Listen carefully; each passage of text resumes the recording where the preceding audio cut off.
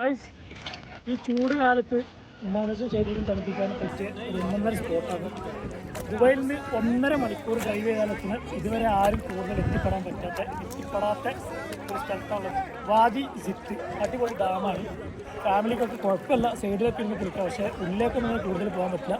നന്നായിട്ട് നീന്തുന്ന ആൾക്കാർക്ക് അതിന് കയറിയിട്ട് മറിയാനും തിരിയാനും മനസ്സ് റിലാക്സ് ആക്കാനും പറ്റിയ ഒരു ഒന്നൊന്നര പ്ലേസാണ്. നല്ല തണുത്ത വെള്ളമാണ്. ഇത്ര ചൂടത്തും ഈ വെള്ളത്തിൽ ഭയങ്കര തണുപ്പാണ്. കണ്ടില്ല, നല്ല തണുപ്പാണ്. വന്നോളും റിലാക്സ് ആക്കാൻ പറ്റിയ സ്ഥലമാണ്. പാർക്കിംഗ് കുറവാണ്, കുറച്ച് നേരത്തെ വരണം.